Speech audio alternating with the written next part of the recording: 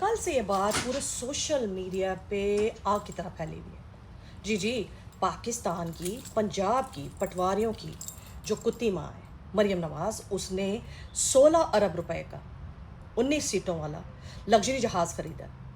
इस मरियम नवाज़ को इलेक्शन में सिर्फ 17 सीटें मिली थी, मगर उसने 16 अरब का जहाज़ खरीद लिया, 19 सीटों वाला लग्जरी जहाज़, जिसके अंदर बेडरूम्स हैं, जिसके अंदर बाथरूम्स हैं, जिसके अंदर लिविंग रूम्स हैं, जिनके अंदर किचन है, एंटरटेनमेंट रूम है और सब कुछ है।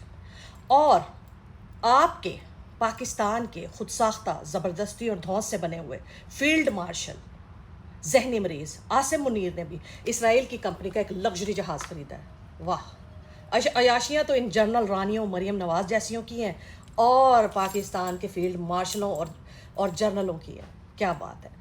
जनरल रानी ने जहाज़ ख़रीदा तो फील्ड मार्शल कहते हैं मैं अपनी महबूबा के इश्क में पीछे क्यों रहूँ, मुझे भी जहाज़ चाहिए, लिहाजा लग्जरी जहाज़ उन्होंने ख़रीद लिया। दूसरी तरफ शहबाज शरीफ खुद कहता है कि मैं और फील्ड मार्शल साहब जहाँ जगह जगह मुल्क दर बदर की ठोकरें खा के हम लोग जो हैं कभी यूएई से, कभी सऊदीया से और कभी अमेरिका से कर्ज़ा मांग के लाते हैं पाकिस्तान के लिए। कर्ज़ा तो मांग के लाते हैं, लेकिन जनरल रानी ने उस कर्ज़े में जहाज़ ले लिया और आपके फील्ड मार्शल ने भी लग्जरी जहाज़ ले लिया। ये देखिए नीचे तस्वीरें लगी हुई हैं दोनों आशिकों की। जनरल रानी का सफ़ेद जहाज़ है और आपके फील्ड मार्शल का नीला है। और सुना है कि वैलेंटाइन डे में दोनों ने इस जहाज़ में 19 मिनट अपना वैलेंटाइन डे लाहौर की फ़िज़ाओं में गुजारा है। आय हाय हाय, किस्मत वालों को ऐसे वैलेंटाइन डे मिलते हैं। इतनी ऐशी, इतनी बादशाहत, इतनी लूट पाट, इतना खौफ खुदा भी नहीं है इनमें कि जिस मुल्क के लिए हम कर्ज़ा लेके आते हैं उस मुल्क के हम हवाई जहाज़ लेके अयाशियाँ मना रहे हैं, हमें उनकी आहें बद्दुआएं ना लग जाएं, हम अपनी साथ साथ नस्लों समेत तबाह बर्बाद ना हो जाए। अल्लाह रब्बुल इज़्ज़त का जब इंसाफ होगा तो हमारी तो मंजियों के नीचे डांग फिर जाएंगे। इनको इन चीज़ों का ख्याल नहीं है। मगर मैं क्या कहूँ, ये एक लिहाज से ठीक ही करते हैं। पता क्यों?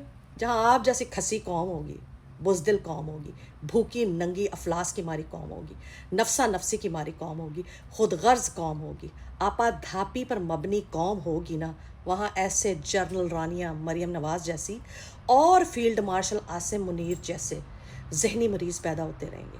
क्योंकि जो आपकी फ़िक्र करने वाला था, जो आपका सोचता था, जो आपकी औलाद का सोचता था, जो आपके मुल्क का सोचता था, आपके मुस्तकबिल को संवारना चाहता था और इन नासूरों से आपकी जान छुड़ाना चाहता था, वो तो जेल में है।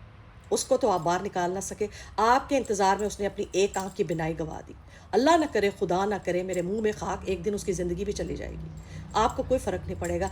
आप भी रोते रहे, आपकी आने वाली नस्लें भी रोएंगी, उनकी नस्लें भी रोएंगी और ये लोग इस तरह अयाशियाँ करके चले जाएंगे। लेकिन एक तब्दीली ज़रूर आएगी। दोबारा पाकिस्तान का भला, पाकिस्तान की कौम का भला, पाकिस्तान की आवाम का भला और आपकी नस्लों का भला सोचने वाला लीडर दोबारा पैदा नहीं होगा।